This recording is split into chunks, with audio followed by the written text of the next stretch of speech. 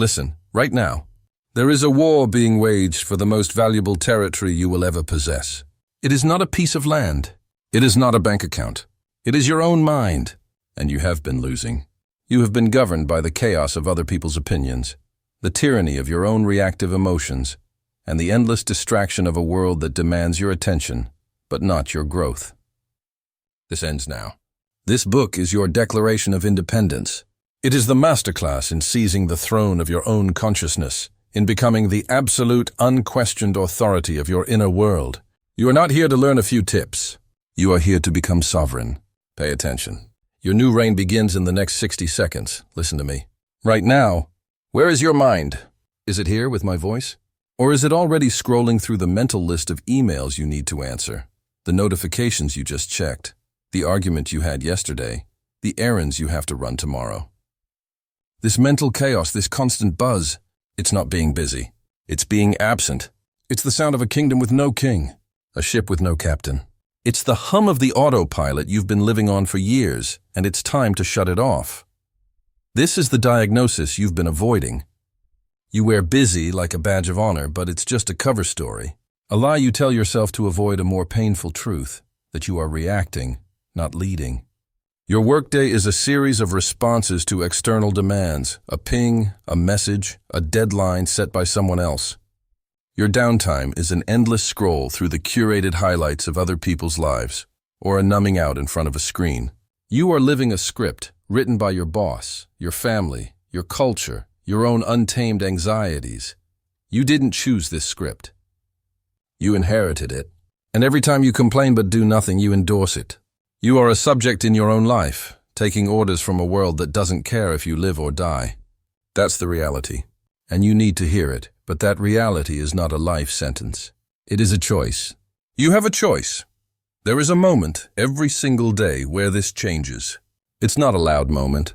It's a quiet, terrifying space between a stimulus and your response. It's the half second before you pick up your phone to escape a boring thought. It's the breath you could take before you snap at your partner. It's the pause before you agree to a task that drains your soul. In that moment, there is a throne, and that throne is empty. Who will you allow to sit upon it? Will it be your fear, your laziness, your desire for approval? Will you let the world with its endless demands rule you? Or will you, for the first time, take your seat? The throne is empty. It's waiting for its sovereign. It's waiting for you. This isn't a metaphor. It's a psychological fact. Sovereignty is the authority over your own attention, your own energy, your own actions. Most people have abdicated this authority. They have handed the scepter to their phone. They have given the crown to their inbox. They have surrendered their kingdom for the cheap dopamine of a like.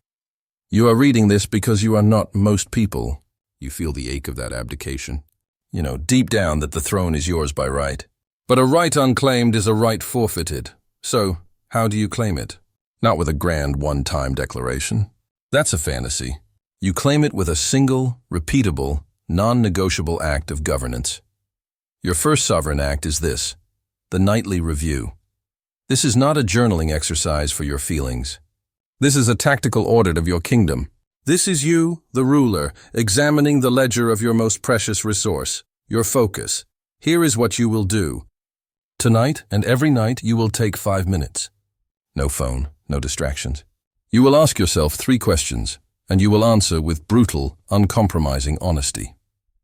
1. Where did my attention and energy actually go today? Not where did you hope it would go. Where did it actually go? Did you spend an hour lost in a social media trance? Did you waste 30 minutes in a meeting that should have been an email? Did you expend mental energy ruminating on a comment you can't change?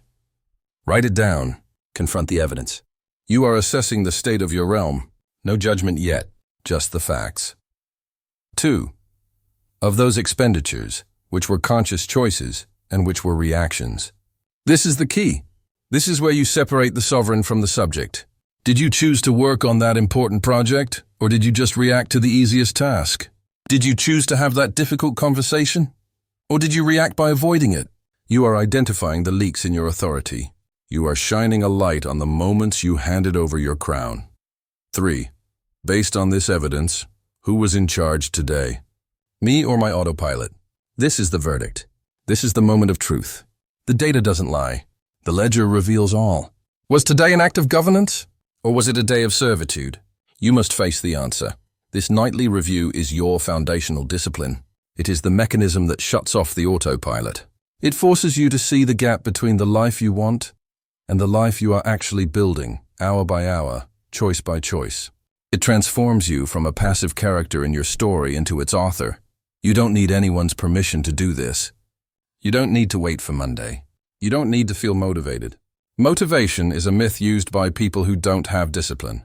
The throne doesn't care if you feel like sitting on it. The throne demands to be occupied. So tonight, you will do your review. You will confront the reality of your current governance. You will feel the discomfort of seeing your own abdication. Good, let it burn. That burn is the feeling of your sovereignty waking up. That is the feeling of you seizing the throne. Listen to me. Right now, in this moment, there is a war being waged. It's a silent war, a civil war. And the battlefield is the space between your ears. You've been losing this war because you didn't even know you were in a fight. You've been letting the enemy walk right through the front gate, sit on your throne, and give the orders. That ends today. Your mind is not a public park. It is not a town square for every stray thought and outside opinion to wander through. Your mind is a kingdom. It is your sovereign territory, and you are its king, its sole ruler, which means you have one non-negotiable primary duty: defense. You must fortify its borders. If you do not control what enters your mind, you do not control your actions. And if you do not control your actions, you will never own your outcomes. This isn't a metaphor. This is the operational truth of a disciplined life. You are the gatekeeper. Nothing enters without your conscious permission. Let me say that again, because your life depends on understanding it. You are the gatekeeper. Nothing enters without your conscious permission. The first step of any defense is identifying the enemy. You can't fight a faceless horde, so we're going to put a name to the 3 most common, most destructive invaders that are currently occupying your mental real estate. You will recognize them. They've been living rent-free in your head for years. First, you have the critic. This is the voice that doesn't just point out a mistake. It defines you by it. You failed at that project. Becomes, you are a failure. That was a clumsy thing to say. Becomes, you are socially incompetent. The critic's goal is to paralyze you with perfectionism and self-doubt before you even begin. It whispers that you're not ready, not good enough, not worthy. It is a hostile entity, and it has been sabotaging your initiatives from the inside. Second, you have the victim. This one is insidious. It loves to blame. The economy, your boss, your upbringing, your bad luck. The victim's favorite phrase is, "It's not my fault." It convinces you that you are powerless, a leaf in the wind of circumstance. It erases your agency. It makes you weak, and it's a lie. A comfortable, seductive lie, but a lie nonetheless. You are not powerless. You have a choice, always. And third, you have the approval seeker. This invader ties your self-worth to the opinions of others. It tells you to shrink, to be quiet, to not cause trouble, to be likable. It sacrifices your authentic desires on the altar of external validation. It makes you a slave to likes, nods, and pats on the head. You don't need their permission. To live for the approval of others is to die by their rejection. These are your invaders. The critic, the victim, the approval seeker. They are not you. They are hostile entities that have breached your borders, and it is your job, your duty to evict them. So how do you fight back? You become the most vigilant guard your kingdom has ever seen. This is not a passive role. This is an active, moment-to-moment discipline. The practice is called immediate thought labeling. It works like this. The next time a thought enters your mind that carries the stench of fear, scarcity, or weakness, you do not engage with the content. You do not argue with it. You label it, out loud if you can, in your head if you must. When the thought comes, "I can't ask for that raise, I don't deserve it," you don't debate your worth. You label the invader. You say, "This is an invader thought from the critic. Access denied." When the thought comes, "My manager is setting me up to fail, there's nothing I can do," you label it. You say, "This is an invader thought from the victim. Access denied." When the thought comes, "If I post this video, what will my friends think? They might judge me," you label it. You say, "This is an invader thought from the approval seeker. Access denied. You are the gatekeeper. Nothing enters without your conscious permission. This act of labeling creates a critical split second of space. In that space, you reclaim your power. You move from being the thought to being the thinker of the thought. You move from being the passenger to being the pilot. That's the key. That tiny moment of separation is where your sovereignty is born. But what about the invaders that are already inside? The negative thought loops that have dug trenches in your mind? The stories of "I'm not a math person" or "I'm just unlucky in love" that play on repeat? For them, labeling is not enough. You need an eviction notice. You need a sovereign's decree. A sovereign's decree is a pre-written, powerful, present-tense statement of your truth and your intent. It is the law of your land. It is the command you issue to overwrite the old, broken narrative. Here is your drill. Tonight, you will do this. First, identify one entrenched negative loop. For example, "I always procrastinate until the last minute." Second, write its counter-statement. Its eviction notice. This is your sovereign's decree. It must be clear, powerful, and in the present tense. Not "I will try to stop procrastinating." That is weak.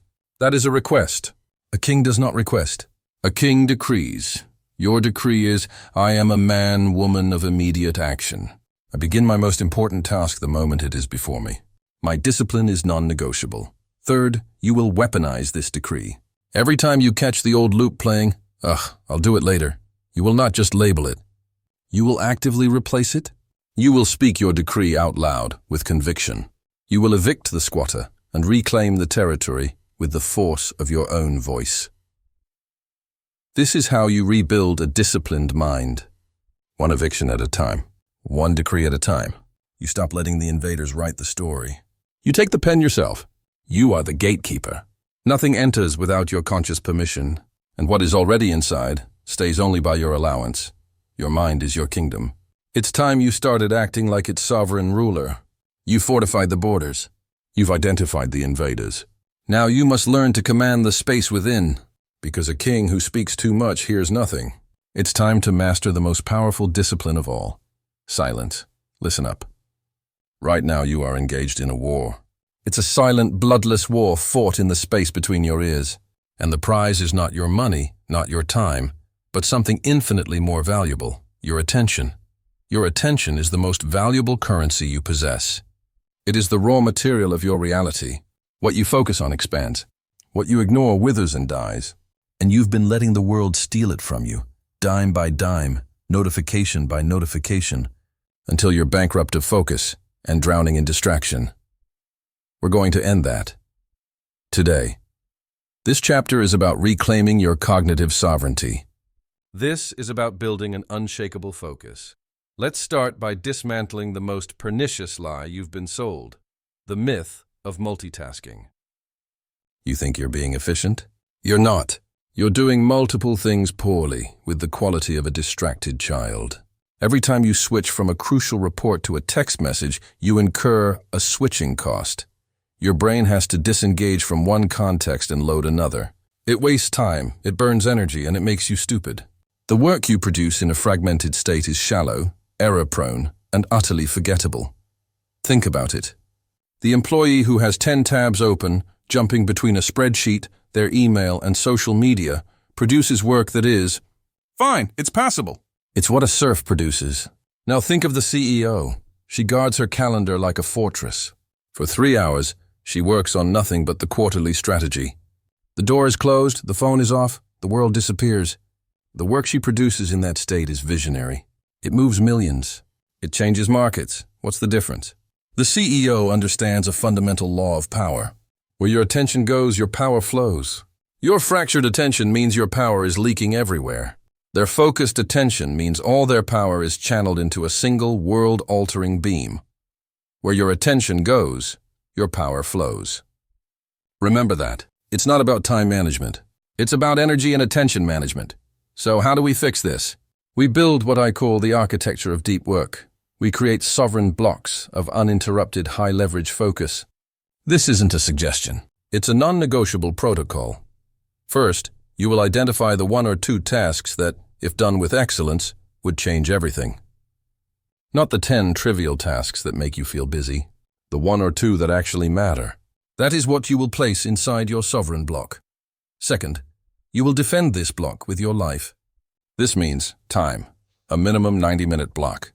Your brain needs at least 20 minutes just to get into a state of deep focus. Don't cheat yourself.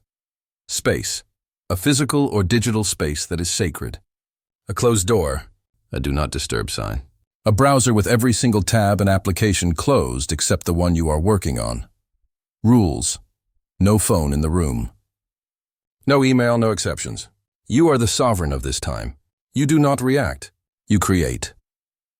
This is the practice that separates the amateur from the professional, the serf from the sovereign.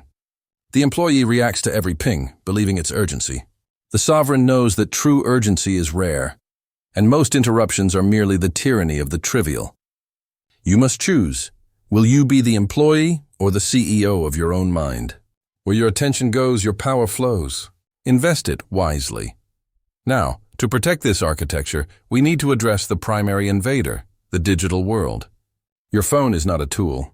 In its current state, it's a slot machine designed to addict you. Every notification is a serf, banging on the castle gate, demanding the king's attention. And you, like a weak ruler, jump to obey every single one. This ends now. We are instituting a protocol of digital minimalism. This is about taming the digital serf. Step 1. You will turn off every single non-essential notification on your phone and computer. Every single one. No banners, no sounds, no badges. The vibration for texts and calls from key people. Maybe that's it. Social media alerts, email pings, news updates, they are gone. You don't need their permission to disconnect. You are revoking theirs. Step 2. You will schedule your consumption. You do not check email reactively. You schedule 2, maybe 3 20-minute blocks in your day to process your inbox. That's it. You do not scroll social media mindlessly. If you must use it for your business, you schedule 15 minutes to post and engage, and then you log out. You are not checking things. You are executing a scheduled review. The default setting for your devices is now Do Not Disturb, permanently. The serfs do not get to demand your attention. They get to wait for you to grant them an audience on your schedule. This is a complete inversion of the current power dynamic. You are not being rude. You are being sovereign. You are protecting your most valuable asset. Because where your attention goes, your power flows. When you implement this, you will feel a withdrawal. You'll feel anxious. You'll feel like you're missing out. Good. That's the feeling of an addiction being broken. That's the feeling of your brain rewiring itself from a state of reactive panic to one of calm, purposeful creation. Sit with that discomfort. It is the price of your focus. The goal is simple, but the discipline is hard. Your mind will want to wander. It will crave the cheap dopamine of a new notification. Your job is to drag it back again and again to the single task at hand. This is the reps. This is the gym for your mind. Every time you resist the urge to check, you are strengthening your focus muscle. Every time you complete a 90-minute sovereign block, you are not just producing great work. You are becoming a more focused, more powerful human being. You have a choice.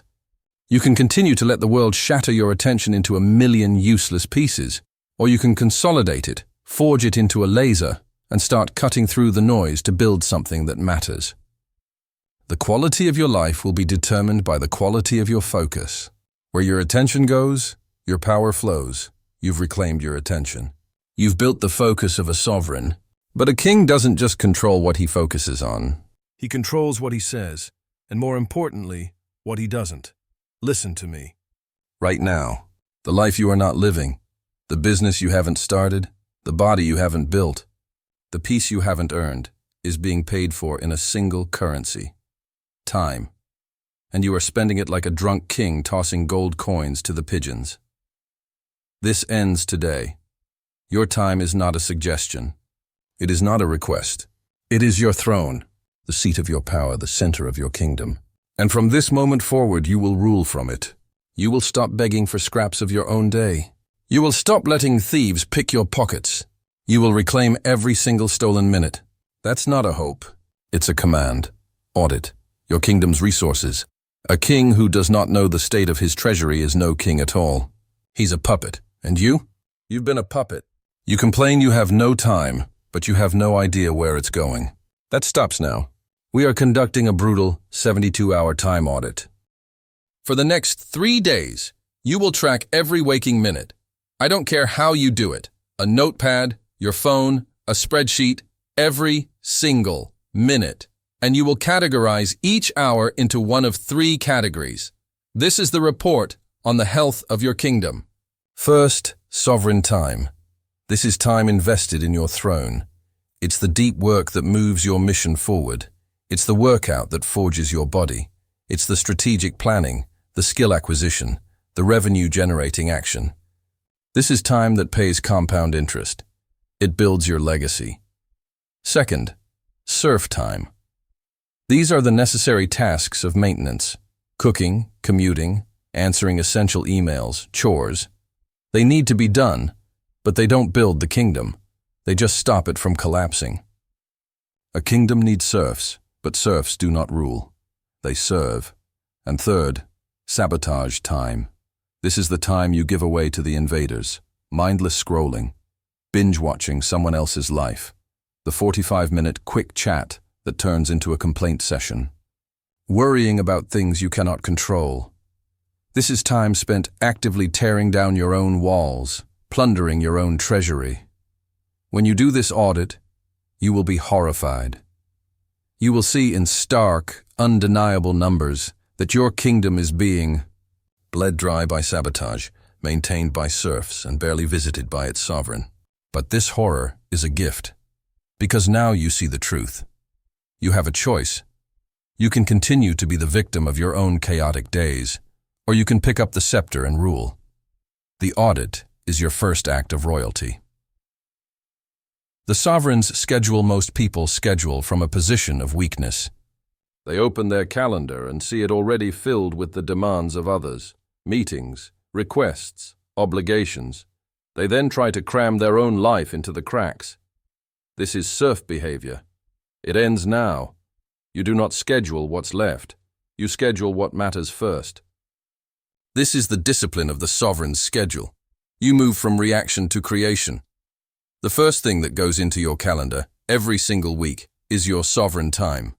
You time block your deep work. You time block your workouts. You time block your strategic thinking. You guard these blocks with your life. They are non-negotiable. They are the foundation of your power. Think of your day as a jar. If you fill it first with the big rocks, your sovereign time, there's still space for the pebbles, the sand, the water, the serf time, and the necessary responses. But if you fill your jar first with the sand of other people's demands, there is no room for the big rocks. Your priorities get squeezed out. You schedule from a position of authority. Your mission comes first. The world's demands come second. You are not being selfish. You are being sovereign. A weak king tries to please everyone and loses his throne. A strong king protects what is vital and earns respect. You don't need their permission to put your priorities first. That's the key. You simply declare it. You block the time. And you defend it. Eliminate the time thieves. Your audit revealed the invaders. Now you issue the mandates for their execution. We will name and shame the top 5 time thieves, and you will enact the sovereign solution for each one. Thief number 1, the unnecessary meeting. Most meetings are a conspiracy to avoid work. They are talking shops where clarity goes to die. The sovereign's mandate. For every meeting invitation, you demand a clear agenda and a desired outcome. If it can be solved with a 2-minute message or email, it must be. If there is no agenda, you decline. Your presence is a strategic asset, not a decorative accessory. Thief number 2, the context switch. Every time you stop a deep task to check a notification, answer a text, or quickly look something up, you are paying a massive tax. It can take over 20 minutes to regain deep focus. You are shattering your own concentration. The sovereign's mandate. You will work in focused, uninterrupted blocks. Your phone goes on, do not disturb. Your browser tabs are closed. You are a monomaniac on a mission for that block. Single tasking is a superpower. That's the key. Thief number 3, the digital vortex. Social media, news cycles, the infinite scroll. This isn't relaxation. It's a neurological hijacking. It's designed to steal your attention and never give it back. The sovereign's mandate. You will delete these apps from your phone. You will use website blockers during work hours. You will schedule specific, limited times for consumption, if you must do it at all. You are a creator, not a consumer. Act like it. Thief number 4. Poor delegation. You are doing tasks that A, you hate, and B, someone else could do for less than your hourly value. You are trading gold for copper. The sovereign's mandate. You will list every recurring surf task you do. You will then find a way to automate it, delegate it, or eliminate it. Hire a virtual assistant. Use a service. Outsource. Your focus is your throne. Stop polishing the floors. Thief number 5. The open door policy. Being constantly available to everyone means you are never truly available for your most important work. You have become a public utility, not a sovereign. The sovereign's mandate. You will create and enforce boundaries. You will set specific office hours for communication. You will train people to respect your focus time. You don't need their permission to be focused. You inform them of the new law of the land. This is the discipline of time. It's not about having more hours. It's about treating the hours you have with the reverence they deserve. You have a choice. You can let your minutes slip through your fingers, or you can grasp them, forge them into weapons, and build your kingdom one defended hour at a time. You've reclaimed your throne and taken command of your time. But a king who cannot control his own words is a king who will start wars he cannot win. To build your empire, you must master the most powerful discipline of all. Let's get one thing straight. Your mouth is not a democracy. It is the fortified gate of your sovereign kingdom, and the word no is the ultimate weapon you possess to guard it. Yet, you've disarmed yourself. You've handed the key to your gate to every passing request, every emotional demand, every whining plea from the world outside. You say yes when you mean hell no. You justify, you explain, you negotiate against your own best interests. You do this because you've been conditioned to believe that no is rude, that it's selfish, that it will make people not like you. I'm here to tell you that is a lie, a weak, pathetic lie designed to keep you compliant, available, and weak. From this moment forward, you will reclaim your ultimate weapon. You will learn that a no to others is a yes to your sovereignty. That's the key. That is the non-negotiable core of this chapter. Every time you utter that single powerful syllable, you are not rejecting someone else. You are affirming yourself. You are voting for your own kingdom, your own time, your own focus. You don't need their permission to do it. No is a complete sentence. We are going to surgically remove a disease from your vocabulary, the need to over-explain. When your boss asks you to take on a project that will burn your weekend to the ground, you do not owe him a story about your kid's soccer game. When a friend tries to drain your energy with their perpetual drama, you do not owe her a psychological analysis of your boundaries. When an opportunity arises that looks shiny but doesn't align with your mission, you do not owe the universe a 5-point essay on your strategic goals. No is a complete sentence. I can't take that on. Period. I'm not available for that. Period. That doesn't work for me. Period. Feel the weight of those statements? They are declarative. They are final. They are the sound of a border being drawn on a map. You are not being rude. You are being definitive. Rudeness is an emotional reaction. Definitiveness is a strategic action. There is a universe of difference. The moment you attach a long, rambling excuse to your no, you do two things. First, you reveal your own insecurity. You signal that you feel you need a reason to protect what is yours. You are pleading for them to understand your justification. You are asking for their permission to say no. You don't need their permission. Second, you open the door to negotiation. You give them a thread to pull on. Oh, the soccer game is at 2? Well, maybe you can just join the call at 4. Now you're in a debate, You are defending your throne room instead of simply closing the door. A no to others is a yes to your sovereignty. It is the ultimate act of self-respect. It says, my time, my energy, my focus are the most valuable currencies in my kingdom, and they are not open for debate. That's the key. You have a choice. A long, weak explanation that leaves you vulnerable, or a short, powerful statement that seals your borders. Now let's look at the alternative. Let's look at the poison you've been drinking. The cheap yes. You say yes to the project you hate. You say yes to the draining social obligation. You say yes to the favor that will cost you 3 hours of your life you will never get back. What happens? You think you've bought peace. You think you've avoided conflict. You are wrong. You have just taken out a high-interest loan against your own soul. The initial yes might feel easy. The cost comes later. It comes as the simmering resentment as you work through the weekend. It comes as the exhaustion you carry into the important meetings on Monday.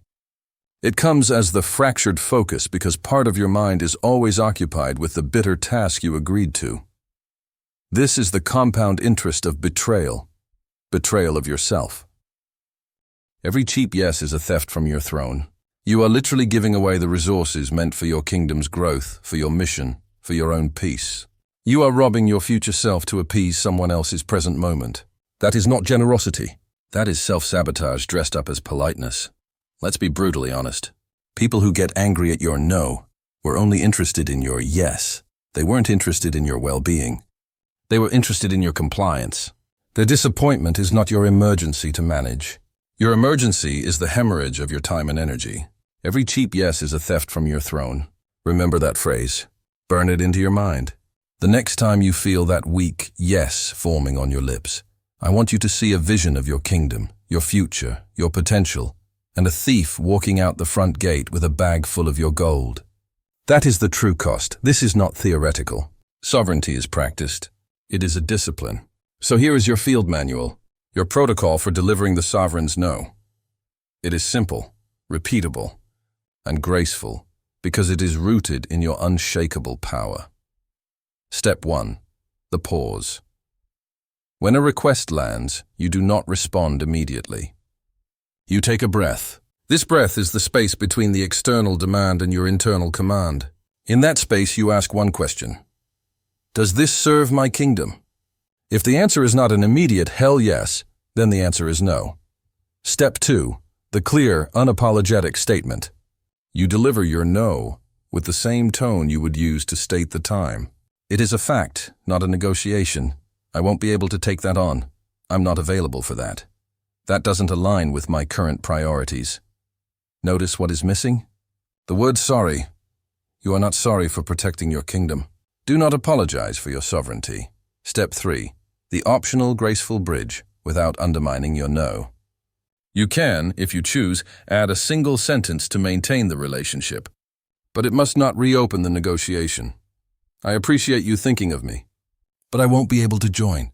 That sounds exciting, but it's not a fit for me right now. I'm focused on other commitments, so I'll have to pass. The bridge acknowledges them, but the no remains an immovable wall. You are being firm, not hostile. You are being graceful, not weak. Practice this. In the mirror, in low-stakes situations, make it a reflex. Your no muscle must be trained until it is stronger than your desire to be liked. You have a choice. You can be the person everyone likes, but who has no time for their own life, or you can be the respected sovereign who commands their own destiny. The protocol is your tool. Use it. The sovereign's no is not a word of rejection. It is an act of creation. It creates the space, the time, and the focus your mission requires. It is the sound of you choosing yourself. It is the ultimate declaration that you are the ruler of your life. You have fortified your borders. You have learned to guard your most precious resource, your attention. Now we turn inward, because a kingdom plagued by internal noise can never be truly powerful. It's time to master the environment within. Let's get one thing straight. You are waiting. You are always waiting. Waiting for a sign. Waiting for the right time. Waiting for someone, anyone, to look you in the eye and say, "You have my blessing." Go ahead. I'm here to tell you that moment will never come. That permission slip you're desperate for? It was never printed. The authority you keep looking for in other people's faces? It was inside you the whole time. You've been begging for entry into a building you already own. This chapter is about ending the begging.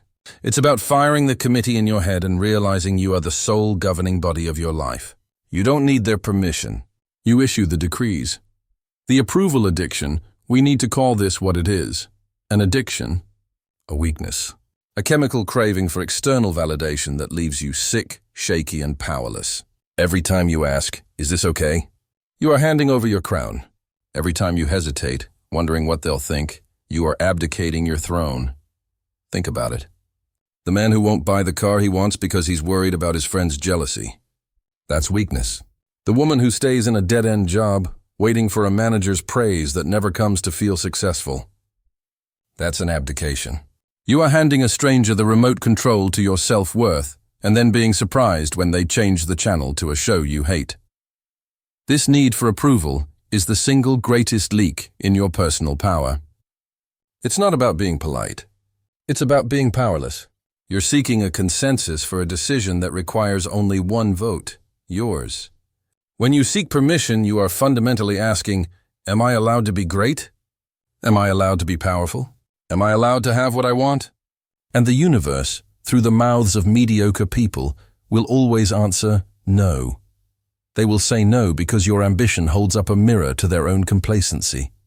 Your light exposes their comfort with darkness. You have a choice.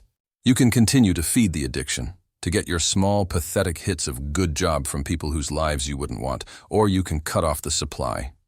You can choose to validate yourself. That's the key. Your sense of worth must become a closed system, internally generated, internally maintained. You don't need their permission to build a life that makes you proud. You just need the discipline to stop asking for it. From request to requirement, the battlefield where this war is won and lost is in your language. Listen to yourself. Really listen. Are you speaking like a servant or a sovereign? The passive, permission-based language is the language of a subject. I hope I can get that promotion. I'll try to start that business. I wish I was in better shape. Hope. Try. Wish. These are the weak words of someone who views their own life as a lottery. They are requests sent out into the void, hoping the universe feels generous. We are replacing that entire vocabulary. We are shifting from the language of request to the language of requirement. This is not a semantic game. This is a psychological rewiring. I hope I can. Becomes I will secure my promotion. I'll try becomes I am building my business. I wish becomes I am forging a powerful body. Do you hear the difference? One is a question. The other is an answer. One is a plea. The other is a decree. A decree is not a goal. A goal is something you work toward. A decree is a truth you enact. You don't try to enact a truth. You declare it, and then your actions fall in line to make the world conform to that reality. The moment you shift your language, you shift your identity. You are no longer someone who is trying to be fit. You are a disciplined person, and disciplined people train their bodies. Therefore, you train. It's not an option. It's a requirement of your new identity. This is the discipline of self-authorization. You don't need their permission, because you are the one making the rules now. You are the source. When you speak in decrees, you are not convincing the world. You are commanding it. You are not asking for a chance. You are announcing a fact. That's the key. The language of decrees forces your brain to align with the new program. It stops being a dream and starts being a non-negotiable part of your reality. Act first, report later. Now we get to the practical application. How does a sovereign act? They act first. They inform others as a courtesy, not as a prerequisite for action. This is the ultimate test of your resolve. Are you willing to move without a committee vote?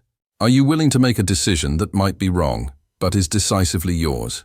History is not written by those who waited for a focus group. It's written by the men and women who moved first and explained later. Think of Henry Ford. He didn't ask people if they wanted a faster horse. He decreed the automobile. He built it, and the world adapted.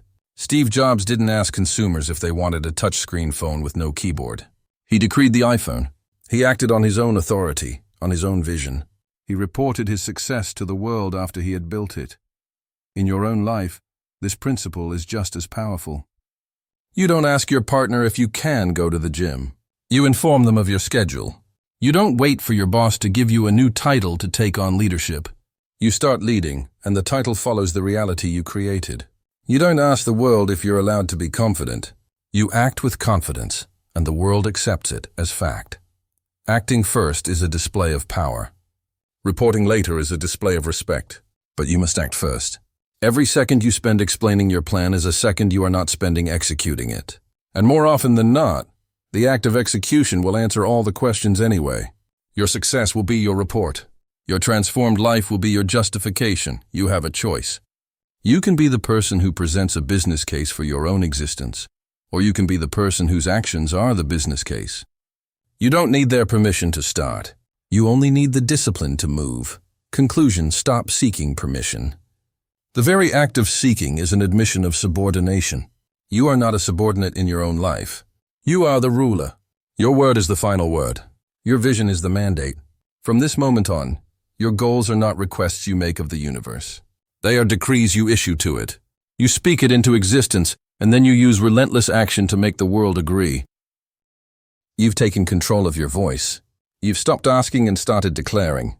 But a ruler must also know when to be silent, when to listen, when to conserve their energy for the battles that matter. True power isn't just about the commands you issue. It's about the noise you choose to ignore. Listen to me, and listen closely. That body of yours? It's not just a bag of flesh and bone you drag through the day. It is not a decoration. It is not an afterthought. It is your throne room. It is the physical headquarters from which you command your entire life. And right now, I need you to ask yourself a brutal, honest question. Is your throne room a place of power? Or is it a ruin? Is it a cluttered, neglected, weak space that saps your energy and clouds your judgment? Because let me be clear, you cannot rule from a ruin. A king does not hold court in a crumbling castle. A general does not plan a campaign from a diseased, weakened body. And you will not build your empire. You will not command your destiny from a physical vessel that is starved, sluggish, and defeated. You cannot rule from a ruin. This isn't a metaphor. This is the foundational law of sovereignty. Your mind, for all its power, is housed in this biological machine.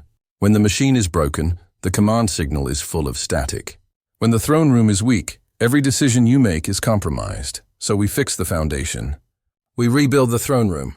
This chapter is not about getting a six-pack for the beach. This is not about vanity.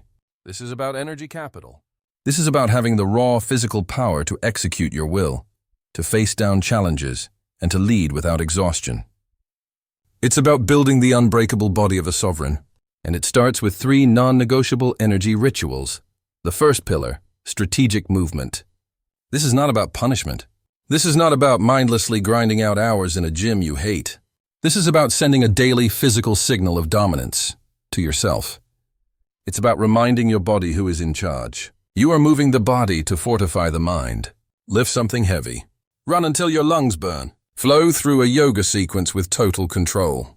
The specific action doesn't matter as much as the consistent daily act of command. You are telling your physiology, I am in control. I impose my will upon you. This strategic movement builds the resilience that spills over into every other part of your life. You handle stress better. You think clearer. You stand taller. Why? Because you cannot rule from a ruin. The second pillar, sovereign fuel. Stop putting garbage into your throne room. You are what you eat, and if you are fueling yourself with processed, sugary, weak-natured junk, then you are building a weak-natured body and a weak-natured mind. It's that simple. Your nutrition is not about pleasure. It is about power. It is about giving your brain and your body the highest grade fuel available to generate maximum energy and clarity. Every meal is a choice. Are you choosing the quick hit of dopamine from that poison? Or are you choosing the sustained clean energy of sovereign fuel? Are you feeding the chaos, or are you building order? You don't need that cookie's permission. You don't need that fast food's approval. You have a choice. Choose the fuel that builds a king, because you cannot rule from a ruin. The third pillar, strategic restoration. Sleep. We've been sold a lie that burning the midnight oil, that surviving on 4 hours of sleep, is a badge of honor. It is a badge of stupidity. It is the single fastest way to sabotage your throne. Sleep is not downtime. Sleep is not optional. Sleep is a non-negotiable strategic reset for your entire system. It is when your brain files away the day's lessons, when your body repairs its tissues, when your willpower reserves are refilled. Skimping on sleep is like a king refusing to let his soldiers rest before a battle. You are sending your mind and body into the war of daily life, exhausted, depleted, and weak. You are choosing to rule from a ruin. Stop it. Command your sleep as fiercely as you command your waking hours. Protect it. Prioritize it. It is your most powerful recovery tool. Now, these 3 pillars build the fortress. But sovereignty is also about moment-to-moment command. That's where your direct control over your physiology comes in. You must be able to shift your state, on demand, from chaos to calm, from reactive to commanding. So here is your first tool, your breath. You are breathing right now, but you are probably doing it wrong. Shallow chest-only breaths signal panic to your nervous system. They scream chaos. You need to command your breath. Sit up straight, right now. Put one hand on your chest and one on your belly. Now, breathe in slowly through your nose for a count of 4. Feel your belly expand. Not your chest. Your belly. Hold it for a count of 4. Now, release it slowly through your mouth for a count of 6. Empty your lungs completely. Do it again. In for 4, hold, out for 6. Feel that? The immediate shift? The slowing of your heart? The quieting of the mental noise? That is not relaxation. That is you taking direct conscious control of your autonomic nervous system. That is you moving from a subject of your biology to the master of it. That's the key. In any moment of stress, of overwhelm, of fear, you have this tool. You don't need the situation's permission to breathe. You have a choice. You command the breath commands your state, and you command the room. The second tool is your posture. Stop slouching. Stop making yourself small. Your posture is a broadcast of your internal state. A collapsed chest and rounded shoulders broadcast defeat, submission, and weakness. You are literally telling the world you are not in command. So change it. Roll your shoulders back and down. Lift your chest. Plant your feet firmly on the ground. Gaze forward, not at the floor. This is not just body language for others. This is a signal to your own brain. It tells your mind, we are in a state of command. We are ready. We are in control. It's not about looking confident. It's about being confident through the physical act of power. This is the discipline of the body. It's not about vanity. It's about sovereignty. It's about building and maintaining the one physical asset that everything else depends on. You are fortifying your throne room brick by brick through strategic movement, sovereign fuel, and strategic restoration. And you are learning to command it in real time through the mastery of your own breath and posture. You have rebuilt the throne. You have reinforced the walls. You have learned to sit tall upon it and command the very air you breathe. But a sovereign's power isn't just expressed in their physical presence or their actions. The most powerful among us have mastered a far more subtle and far more potent discipline. The discipline of what they choose not to say. You have built your unbreakable body. Now listen up. We've been building your inner foundation.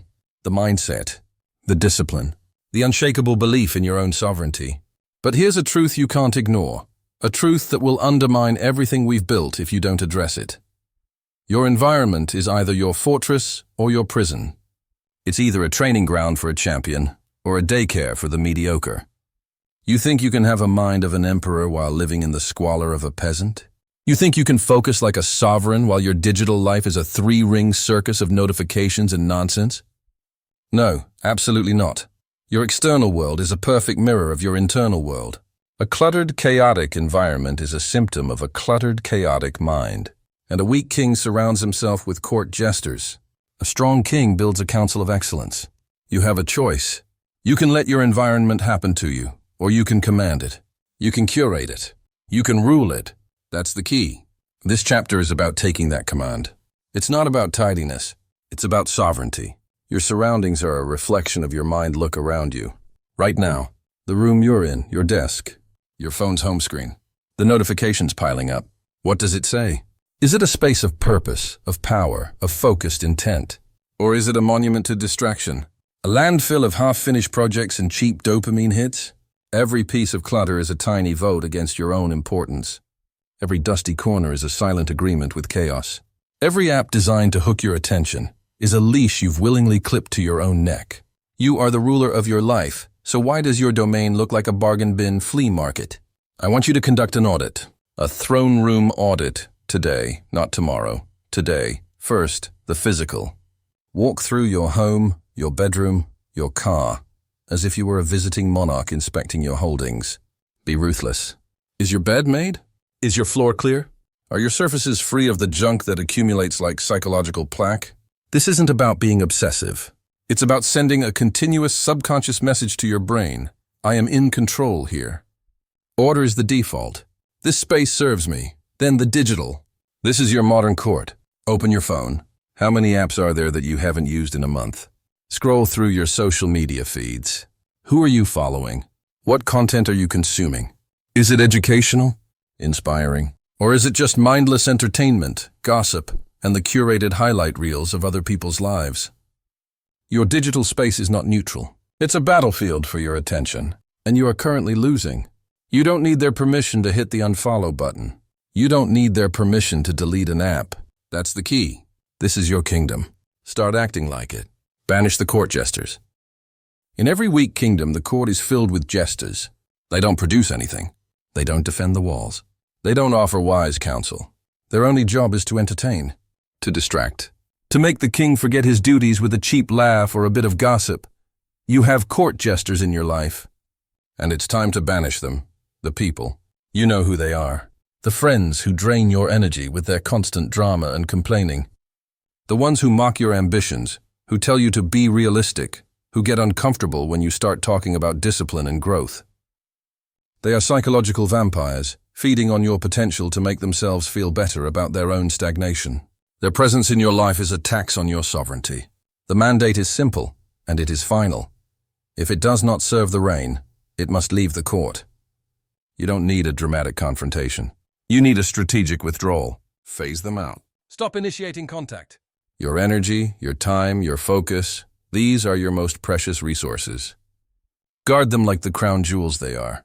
The media, the endless scrolling, soul-sucking content. The news designed to make you angry and afraid. The reality TV that celebrates dysfunction.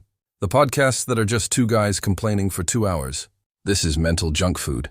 You are consuming poison and wondering why you feel weak. You have a choice. You can fill your mind with the intellectual equivalent of fast food, or you can feast on steak. It's not about being uninformed. It's about being intentionally informed. Curate your information intake with the same precision a king would vet his advisors. The physical clutter, that pile of clothes on the chair, the stack of unread mail, the junk drawer that hasn't been opened in a year. These are not just objects. They are unmade decisions. They are tiny weights tied to your ankles, dragging down your mental clarity. A clear space equals a clear mind. A cluttered space is a mind at war with itself. Banish the jesters, all of them. Trout, 8 trout. Appoint your council of excellence. A king is not an island. A wise ruler surrounds himself with a council, trusted advisors, seasoned generals, skilled artisans. Your environment must be your council. You must intentionally curate every element to reflect and reinforce the sovereign you are becoming. Your inner circle. This is your war council. These are the people you go to for honest feedback, for unwavering support, for a kick in the ass when you need it. They are the ones who see your crown, even when you forget it's there. Seek out mentors. Find peers who are on the same path, who challenge you to be better. Your circle should be a source of elevation, not degradation. You don't need their permission to upgrade your circle. That's the key. You outgrow people. It's not a sin. It's a sign of progress. Your information diet. This is your library of wisdom. Unfollow the jesters and the gossips. Follow the thinkers, the creators, the historians, the scientists. Subscribe to newsletters that teach you something. Listen to podcasts that expand your mind, not numb it. Fill your feed with content that is a relentless reminder of your mission and your potential. Your mind is a sacred space. Treat it that way. Your aesthetics. This is the architecture of your power. Your physical space should inspire you. It doesn't have to be expensive. It has to be intentional, a plant, a piece of art that moves you. A clean, organized workspace that signals to your brain, it is time to work. Your wardrobe. Does your clothing reflect the person you are becoming or the person you were? Every object in your field of vision is sending you a message. Make sure it's a message of strength, order, and purpose. 8:30. Conclusion. Your environment is not background noise. It is the most persistent feedback loop in your life. It is either building you up or tearing you down. There is no middle ground. A sovereign does not complain about a toxic court. He cleans it out. He doesn't hope for a better environment. He builds one, brick by intentional brick. You have conducted the audit. You have banished the jesters. You are now appointing your council. This is the discipline of your domain. This is how you make your outer world a fortress for your inner king. You've built your fortress. Now you must master the power that emanates from it. A king isn't defined by what he says, but by what he doesn't. It's time to learn the weapon of quiet. Let's get one thing straight. Your mind is not a town square. It is a throne room. And right now, if you're like most people, you're treating it like a chaotic marketplace. You're letting everyone in. The opinions of colleagues, the demands of family, the endless scroll of social media, the nagging doubts, the what-ifs, the fear. It's a cacophony, a riot. This isn't just background noise. This is the noise of the peasants, storming the gates of your castle, demanding your attention, your energy, your throne, and you're letting them. You're sitting on your throne, listening to every shout, every complaint, every piece of unsolicited advice from the mob. You're trying to rule a kingdom while taking counsel from the crowd. It's chaos. It's weakness. And it ends today, because you have a choice. You can listen to the noise or you can command the silence. That's the key. The silence is not empty. It is not passive. The silence is your strategic counsel, and you will master it. Think about your average day. From the moment you open your eyes, you're consuming notifications, news, emails, podcasts, music, other people's voices. When do you produce? When do you decree? If you are constantly inputting, you have no space for output. You are a reactor, a servant to the stimulus. The sovereign does not react. The sovereign consults, considers, and then commands. And that consultation cannot happen in a screaming mob. It happens in the sacred silent chamber of your own mind. This is the fundamental shift. You need to stop seeing quiet time as a luxury, as relaxation, or worse, as something you do when you have a spare moment. You will never have a spare moment. The peasants will see to that. You must see it for what it is, the most critical, non-negotiable strategic session of your day. Your daily council meeting. This meeting is not optional. You don't schedule it if you have time. You schedule your day around it. This is where you step away from the battlefield, leave the noise at the door, and enter the war room. It's just you. No advisors, no petitioners, no distractions. For 15, 20, 30 minutes a day, you decide the duration, but you decree it and you protect it ferociously. This could be seated meditation. It could be a walk in nature with no phone, no headphones. It could be sitting alone with a notebook before the world wakes up. The form doesn't matter. The function is everything. The function is silence. Strategic, intentional silence. In this silence, something miraculous happens. The peasant's noise fades. At first they might get louder, screaming for your attention. The itch to check your phone, the sudden remembrance of an urgent task, the anxiety about a future problem. Let them scream. You are on the throne. You do not react. You breathe. You observe. You hold the space. And slowly, they tire themselves out. The chaos subsides. And in that quiet, you begin to hear a different voice. A calmer, quieter, but infinitely more powerful voice. This is not the voice of fear or gossip or reaction. This is the voice of your own decree. Your own intent. Your own sovereignty.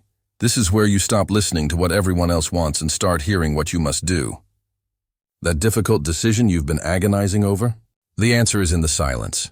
That creative problem you can't solve? The solution is in the silence. That feeling of being lost and disconnected from your purpose? Your purpose reasserts itself in the silence.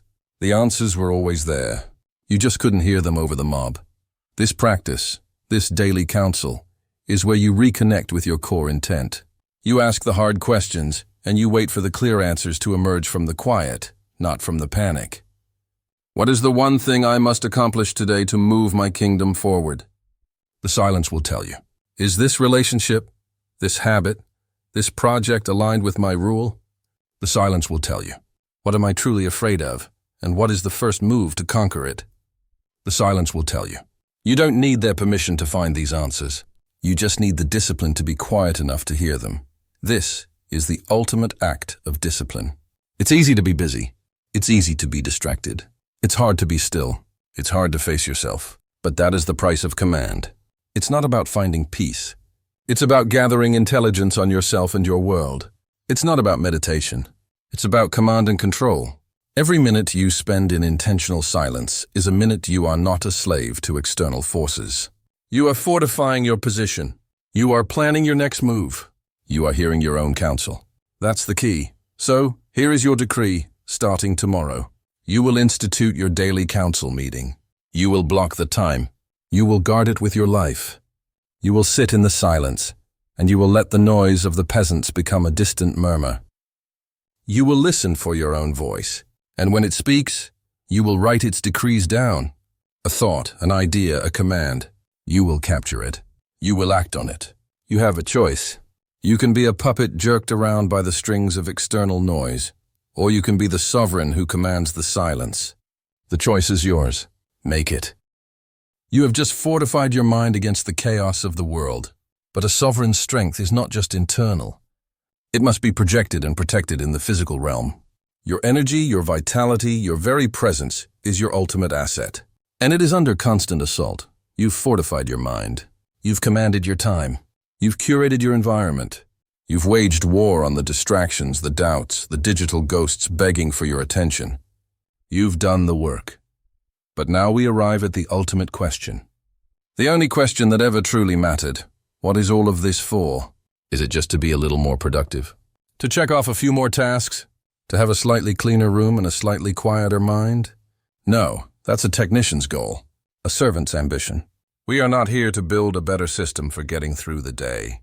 We are here to declare a new state of existence. We are here to build a legacy. Not a legacy written in history books, but one etched into the fabric of your every waking moment.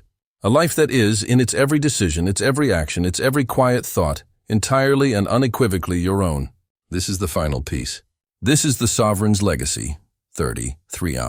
The integrated self. Let's take stock. Look at what you've built. Your mind is no longer a public square for every passing opinion. You built a citadel. You installed a gatekeeper. You learned to guard your attention with your life. That fortified mind became your command center. From that command center, you took command of your time. You stopped asking for permission to focus. You stopped pretending you had all the time in the world. You declared certain hours sacred. You became the unbreakable architect of your own days. That commanded time became your most powerful resource, and with that resource, you curated your environment. You expelled the energy vampires. You silenced the digital sirens. You surrounded yourself only with what serves your purpose. You shaped your world so that it supports your throne, instead of constantly trying to knock you out of it. See how it connects? See how it all locks together? The fortified mind commands the time. The commanded time builds the environment. The curated environment protects the mind. It's a self-reinforcing loop, a perpetual motion machine of personal power. This isn't a collection of separate habits. This is a single integrated system. This is the sovereign self, fully realized. You are no longer a collection of conflicting desires and reactions. You are a single unified entity, a sovereign state of one. That's the key. Integration is the source of your unshakable power. You are not just acting with discipline. You have become discipline incarnate. 7 anchor, living by your own constitution. But a sovereign state is not a lawless state. Quite the opposite.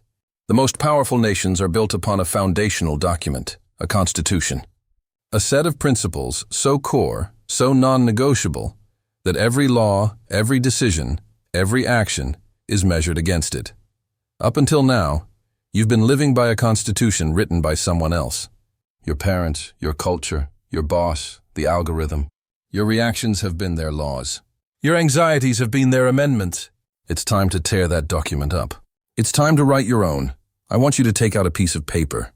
Open a new document, and at the top, write this. The Sovereign Constitution. This is not a to-do list. This is the supreme law of your land. It has 3 parts. First, your core values. What are the 3 to 5 words that define your character? Is it integrity, courage, mastery, compassion, clarity? Write them down. These are not suggestions. These are the pillars of your throne. Every decision you make must be tested against these values. Does this action align with my core value of courage? If not, you don't do it. It's that simple. You have a choice. You can follow the whims of the moment, or you can be governed by the principles you have chosen for yourself. Second, your non-negotiable principles. These are the specific, actionable laws derived from your values. For example, if your value is integrity, a non-negotiable principle might be, I do not gossip, or I keep every promise I make, especially the small ones. If your value is mastery, a principle might be, I engage in 1 hour of deep practice in my craft, every single day without exception. These are your laws. They are not flexible. They are not up for debate. You don't need someone else's permission to uphold them. You are the law. Third, your grand vision. This is the why behind it all. What is the legacy you are building? Not for a eulogy, but for your life. Is it to build a family of unshakable character? To create a body of work that is uniquely yours? To achieve a state of profound freedom and adventure? Write it in vivid detail. This is your nation's destiny. This is what you look at when the discipline gets hard. This vision is your North Star. This document, your sovereign constitution, is your ultimate authority. When you are lost, you consult it. When you are tempted, you reinforce it. This is how you ensure that your life is entirely your own. That's the key. It's not about motivation. It's about your constitution. 7:8:45. The reign is eternal. Here is the final and perhaps most important truth. Sovereignty is not a destination you arrive at. It is not a medal you win and then hang on the wall. Sovereignty is a practice. It is a reign, and a reign is only as strong as the ruler's will to sit on the throne, day after day after day. There will be mornings you wake up and the crown will feel heavy. There will be days a crisis will make you want to abdicate, to let someone else take the wheel. There will be moments of exhaustion, of doubt, of sheer laziness where the old, servile life will whisper that it was easier. In those moments, you have one job. One single, non-negotiable task. You must choose to sit on the throne anyway.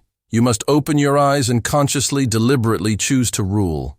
You must reaffirm your constitution. You must command your time. You must guard your mind. You must do it not because you feel like it, but because you have sworn an oath to yourself. The reign is eternal because the choice is daily. You have a choice. Every single morning, you have the choice to be the citizen of someone else's world, or the sovereign of your own. This is your legacy. Not a monument of stone, but a life of unwavering choice. A life where your actions are aligned with your principles. A life where your time is spent on your vision. A life that is, from its grandest ambition to its quietest moment, a testament to your own will. This is what it means to be sovereign. The throne is yours. The crown is yours. The kingdom is yours. Now, and for all the days to come, you have built a life that is entirely your own. The work is complete. The reign has begun. Let this be the end of your confusion. Let this be the end of your negotiation with distraction. Let this be the end of you giving your power away to strangers, to screens, to your own unchecked fears. You are not a subject. You are not a serf. You are not a passenger.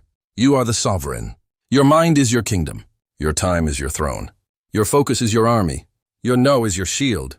Your decisions are your decrees. You have been given the ultimate authority over the one life you have been given. The throne has always been there, waiting for you to claim it. The only question that remains, the only question that has ever mattered, is this. Will you rule, or will you continue to be ruled? The choice is yours. The throne is yours. Now go and reign. Final CTA. Your first decree begins now. Before you do anything else, I command you to turn this off. Sit in the silence for 5 minutes and ask yourself one question.